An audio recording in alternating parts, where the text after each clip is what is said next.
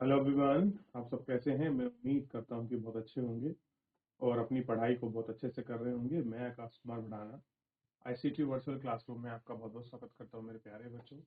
जैसा आपको पता है, बेसिकली हमारी 9th क्लास है और 9th क्लास में हम लोग देख रहे हैं इकोनॉमिक्स। एक लेक्चर हमारा हो चुका है पहले, अब हम इसमें सेकेंड लेक्चर कंटिन्यू कर रहे हैं।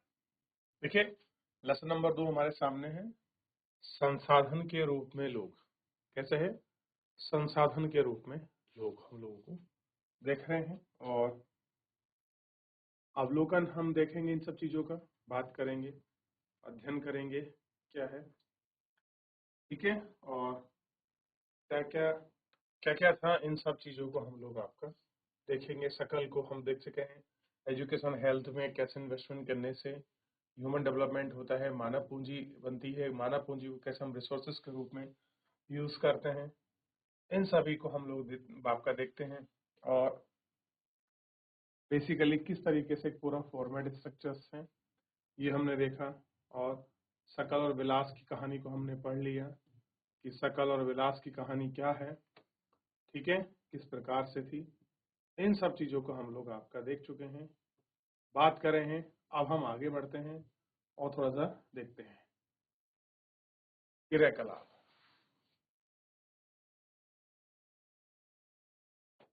अब देखिए,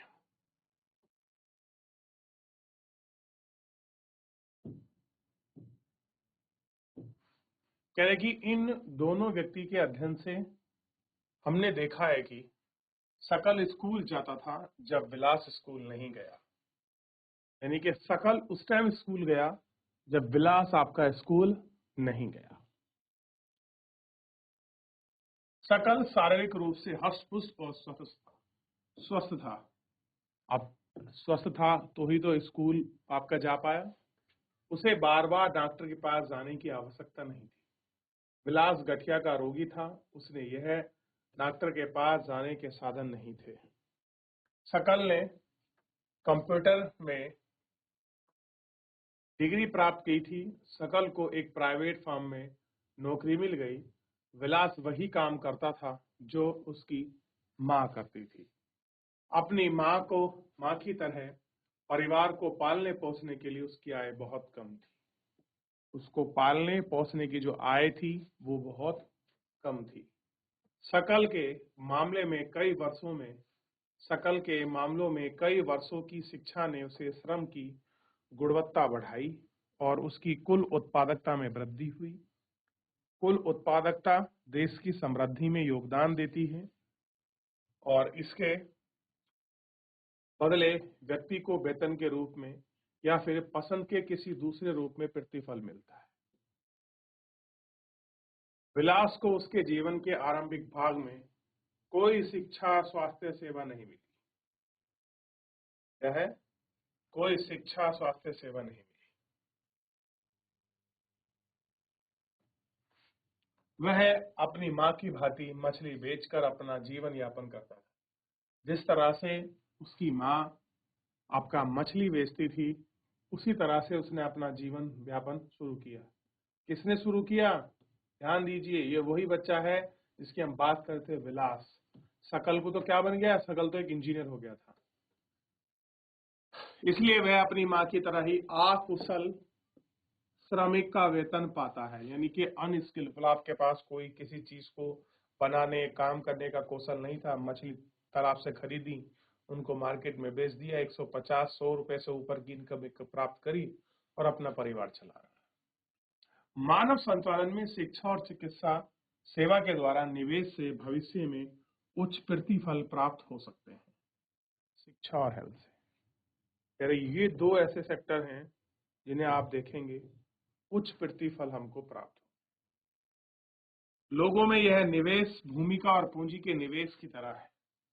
कैसा है? भूमिका और पूंजी की निवेश की तरह। एक बच्चा भी है जिसकी शिक्षा और स्वास्थ्य पर निवेश किया गया। कह रहा एक बच्चा भी है जिसकी शिक्षा और स्वास्थ्य पर निवेश किया गया। भविष्य में उच्च आय और समाज को बेहतर योगदान देंगे। उच्च आय और समाज को बेहतर के रूप में योगदान देंगे और अधिक प्रतिफल दे सकते हैं। यह देखा जाता है कि शिक्षित माँ बाप अपने बच्चों की शिक्षा पर अधिक निवेश करते हैं। कह रहे जो शिक्षित माँ बाप हैं वो अपने बच्चों की शिक्षा पर अधिक खर्च करते हैं। ऐसा इसलिए होता है क्योंकि उनमें स्वयं शिक्षा के महत्व का अनुभव किया होता है। अब आप देखते हैं आपके माँ बाप आपको पढ़ाने के लिए हर संभव प्रयास करें कि मेरे बच्चों को पढ़ लेना चाहिए। स्वयं भले ही वो ना पढ़ पाए हो या कम एजुकेशन रही हो, किसी की बहुत ज्यादा हो, लेकिन उनका एक ही ध्येय और एक ही उद्देश्य है कि कुछ भी हो मेरे बच्चों की एजुकेशन बड़े अच्छे से कंप्लीट होनी चाहिए। वे उचित पोषण और स्वास्थ्य के प्रति भी सचेत रहते हैं, यानी कि आपको खाना पीना अच्छा मिले, टाइम से आपको ताजी खाना खिलाया जाए, फल फ्रूट आपको दिए जाएं, ताकि जो पोषक तत्व जो आपका न्यूट्रिशन है वो आपको प्रॉपर तरीके से मिले। इस प्रकार वे स्कूलों के बच्चों की शिक्षा और स्वास्थ्य की आवश्यकताओं पर भी ध्यान रखते हैं कि बच्चों को स्कूल में किस तरह की शिक्षा मिल रही है, उनकी हेल्थ कैसी है, इन सभी पर वो ध्यान रखते हैं। इस तरह मामले में एक अच्छी चक्कर बन जाता है। विपरीत स्वयं भी अशिक्षित और अस्वस्थ हैं और सुविधा वंचित स्थितियों में रहने वाले माँ बाप एक दुचक्र का आपका सर्जन करते हैं और अपने बच्चों की तरह ही सुविधाओं से वंचित स्थिति में रहते हैं। ये भी देखते हैं कि हम सुविधाओं से आपके वंचित तो नहीं है। इन सारी चीजों को वो आपका महसूस करते हैं। ठीक, और इनको देखते हैं। तो एजुकेशन उनके लिए क्या है, हेल्थ उनके लिए क्या है, वो ही बता सकते हैं जिन्होंने शिक्षा के महत्व को समझा हो, स्वास्थ्य के महत्व को समझा हो, स्वास्थ्य के प्रति वो सचेत रहे हों और उचित पोषण क्या रहा हो, ये आप उनके द्वारा ही समझा जा सकता है कि किस तरीके से स्वास्थ्य उनके लिए लाभदायक। जापान जैसे देश ने मानव संसाधन पर निवेश किया। उनके पास कोई प्राकृतिक संसाधन नहीं था। जापान के पास अगर आप देखो, जापान को थोड़ा पढ़ो, तो वहां पर सबसे पहली बात पता होना चाहिए, वहां पर भूकंप बहुत आते हैं। तो उनको प्राकृतिक चैलेंज बहुत ज्यादा है और उनके पास खनिज मिनरल ये चीजें नहीं है, वो सब कुछ आपका बाहर से मंगाते हैं। लेकिन उन्होंने एक चीज में बहुत अच्छा आपका इन्वेस्टमेंट किया है, मानव संसाधन पर निवेश किया है। ह्यूमन रिसोर्स कैसे बने, उन्हें हेल्थ और एजुकेशन पर बहुत सुपर काम किया है। यह विकसित धनी देश है, अपने देश के लिए आवश्यक प्राकृतिक संसाधनों का आयात करता है, जो उनके चाहिए वो उनको मंगवाता है। वे कैसे धनी बने, उन्हें लोगों के विशेष रूप से शिक्षा और स्वास्थ्य के क्षेत्र में निवेश किया है। जापान इसका बेस्ट एग्जांपल है कि इसने हेल्थ और एजुकेशन के इन्वेस्टमेंट के दम पर ही पूरा देश आपका डेवलप कंट्री की कैटेगरी में लाकर खड़ा कर दिया। कारण क्या है, ना तो वहाँ प्राकृतिक संसाधन है, उनको कुछ भी मंगाना है सब बाहर से आता है, प्रोडक्शन भी उत्पादन भी कम होता है क्योंकि उनके यहाँ आपका जो अर्थक्वेक है बहुत ज्यादा आती है। होन्सो, होकैडो, होन्सियो जो उनके द्वीप हैं वो कैसे हैं, आपके द्वीप समुद्र में है और वहां पर उन पे हमेशा आपका भूकंप बना रहता है। दिन में 10 बार भी भूकंप आ सकता है, क्लियर है, और कभी कभी तो इतना खतरनाक आता है कि सब कुछ आपका तबाह कर देता है। ठीक, उन लोगों ने भूमि और पूंजी जैसे अन्य संसाधनों का कुशल प्रयोग किया है। इन लोगों ने जो कुशलता और आपका प्रौद्योगिकी विकसित की है उसी से ये आपका धनी और विकसित बने हैं, उसी कारण ये धनी और विकसित आपका बन चुके हैं। पुरुष और महिला के आर्थिक क्रियाकलाप, इसके पुरुष और महिला के आर्थिक क्रियाकलाप विलास और शकल की तरह ही लोग विभिन्न क्रियाकलापों में संलग्न हैं। हमने देखा है कि विलास मछली बेचता था और शकल को एक फर्म में नौकरी मिल गई थी।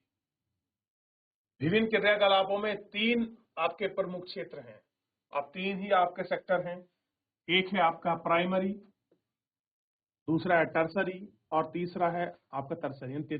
प्राथमिक, द्वितीय और तृतीयक। प्राथमिक मतलब कृषि करना, मछली पकड़ना, खनन करना।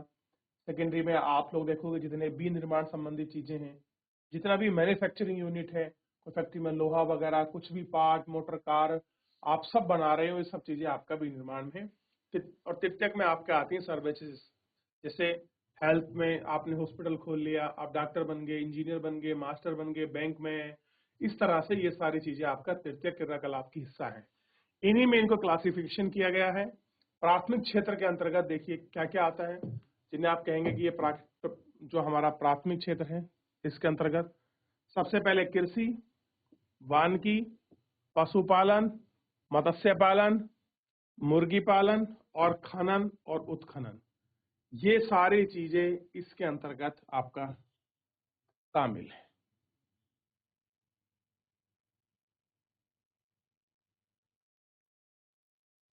द्वितीय क्षेत्र का निर्माण में देखिए,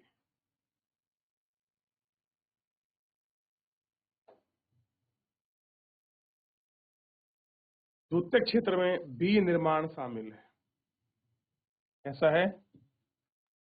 बी निर्माण। तृतीय क्षेत्र में व्यापार, परिवहन, संचार, बैंकिंग, बीमा, शिक्षा, स्वास्थ्य, पर्यटन, सर्विसेज इत्यादि शामिल है। तो ये सारे चीजें क्या है आपका टर्सरी के अंतर्गत आपका शामिल है। तृतीय क्षेत्र में आपका इनको शामिल किया और इनको देख सकते। चले आगे बढ़े। इस क्षेत्र में क्रियाकलाप के फलस्वरूप वस्तु और सेवा का उत्पादन होता है और इसी तृतीय क्षेत्र में क्या होता है? गुड एंड सर्विसेज का प्रोडक्शन होता है।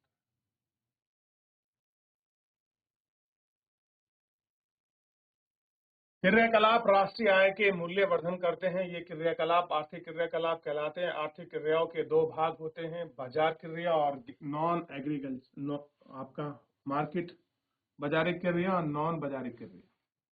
बाजार क्रियाओं में वेतन और लाभ का उद्देश्य की तरह ही आपका कार्य की प्राथमिक का भुगतान किया जाता है। इनमें सरकारी सेवाएं सहित वस्तु और सेवा का उत्पादन शामिल है। गैर बाजार क्रियाओं में, अभिक्रियाओं में ये सारी चीजों का उत्पादन होता है। ये सारी चीजें इसमें प्रोडक्शन के लिए आपका देखी जाती है।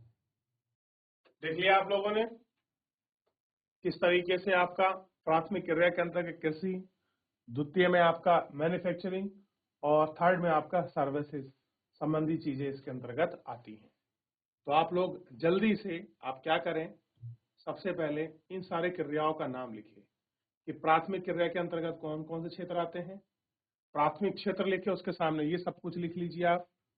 जो हमारा प्राथमिक क्षेत्र है, इस प्राथमिक क्षेत्र के अंतर्गत यहाँ तक लिखिए। फिर द्वितीय क्षेत्र में विनिर्माण और तृतीयक में ये सारी चीजें फटाफट नोट डाउन कीजिए। बहुत बार मिलेगा प्राथमिक क्षेत्र, द्वितीय क्षेत्र, तृतीय क्षेत्र, तो आपको समझ आना चाहिए कि प्राइमरी सेक्टर का क्या मतलब है, सेकेंडरी का और टर्सरी का।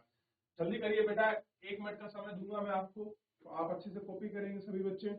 लिख लीजिए, नोट करके लिखिएगा, आपको पता होना चाहिए था कि देखिए प्राथमिक उत्पाद का उपभोग और प्रसंस्करण, यानी कि जो आपका प्रोसेसर होता है, अचल संपत्तियों का स्वलेख का उत्पादन करता है। आपने दूध था, दूध का आपने उपभोग कराया, दूध से आपने मक्खन बना दिया और उसको आप उसको प्रोसेस कर रहे हैं, वही इससे आपका अचल संपत्ति का उत्पादन होता है। कुछ क्रियाकलाप है, देखिए अपने निवास के क्षेत्र के निकट किसी गांव अथवा कॉलोनी में जाएं और उस गांव अथवा कॉलोनी के लोगों के द्वारा किए जाने वाले विभिन्न क्रियाकलाप को लिखिए। अपने गांव में जाइए और लोग क्या क्या काम करते हैं उनको देखिए। अगर संभव नहीं है तो आप अपने पड़ोसी से पूछिए कि वो क्या व्यवसाय करते हैं। आप आपके घर में, पड़ोस में माता पिता किस तरह का व्यवसाय करते हैं, कृषि करते हैं, सेकेंडरी एक्टिविटी में लगे हैं, कहीं सर्विसेज करते हैं, कुछ बनाते हैं, कुछ बेचते हैं, क्लियर हो जाएगा।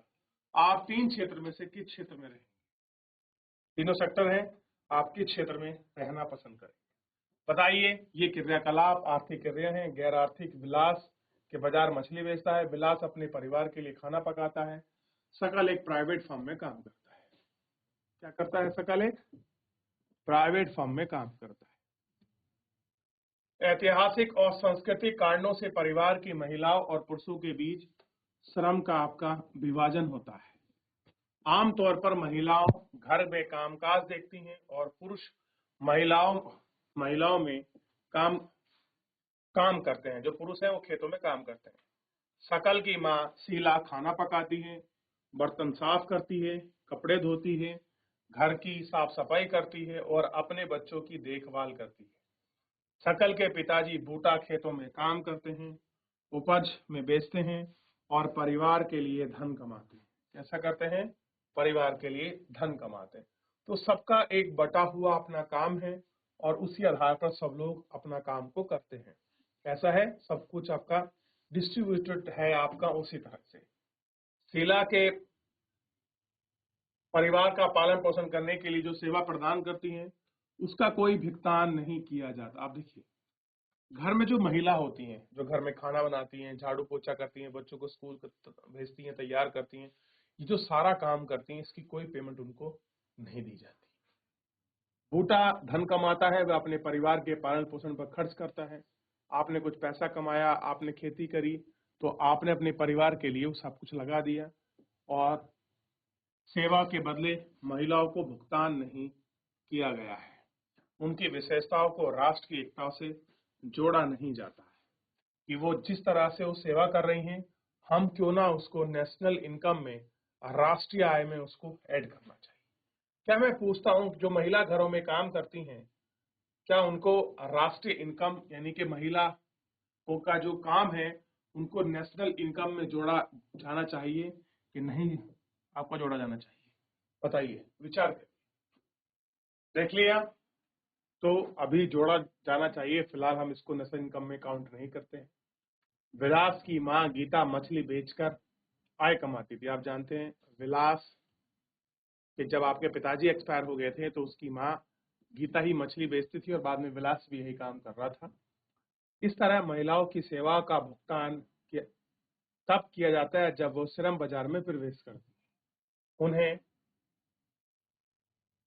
पुरुष सहयोग की तरह उनकी आय और शिक्षा और वहां कौशल के आधार पर निर्धारित की जाती है।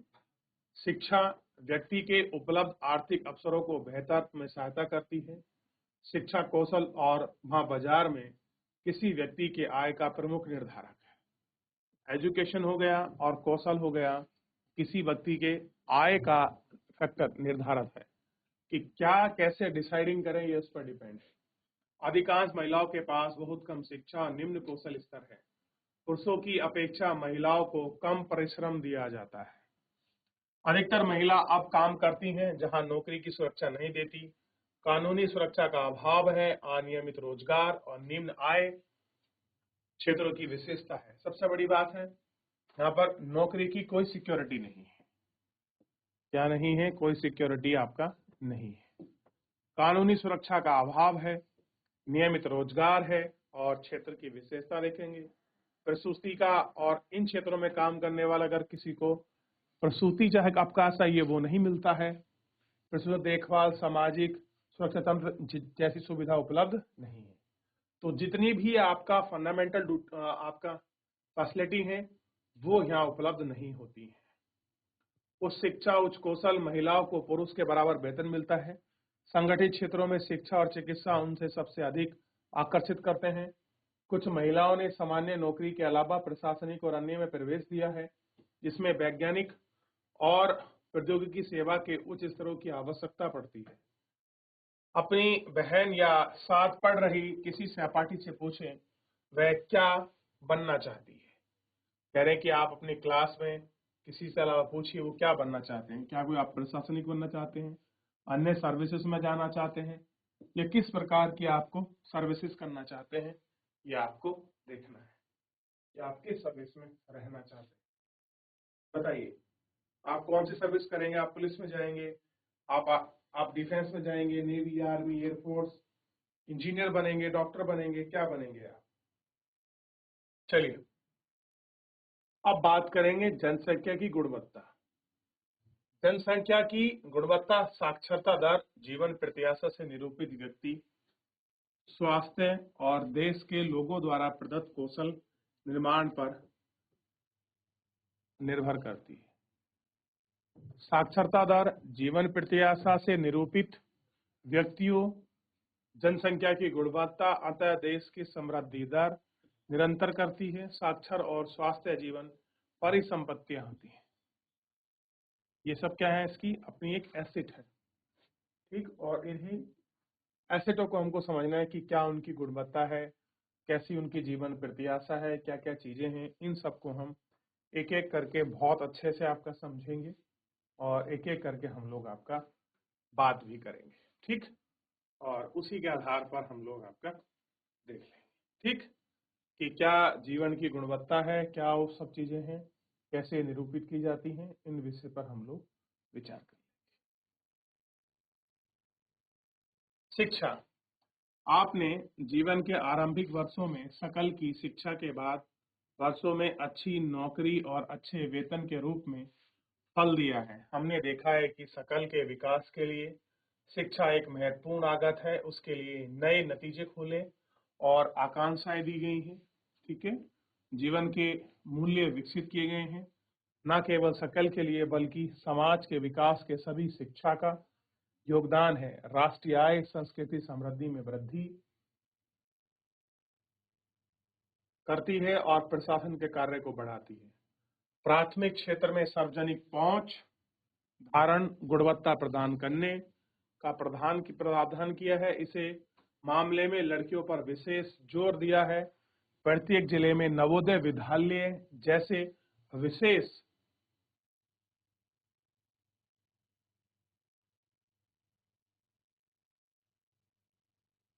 वृत्ति निर्धारक विद्यालयों की स्थापना की गई है और बड़े संख्या में आप हाई स्कूल विद्यार्थियों को ज्ञान और कौशल से संबंधित व्यवसाय उपलब्ध कराने, व्यावसायिक आपका साख विकसित की गई हैं। शिक्षा पर जोर देना और पहली पंचवर्षीय योजना में 151 करोड़ रुपए से बढ़कर 2020-21 में 99,300 करोड़ रुपया हो गया है।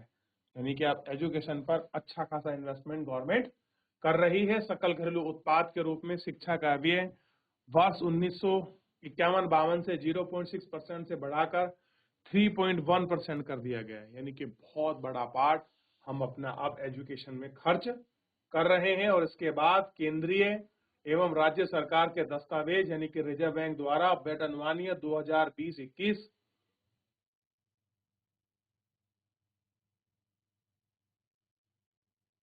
20-21 से में घटकर 2.8 से के बजाय अब आपका 18% से बढ़कर 2009 में 85% हो गया है।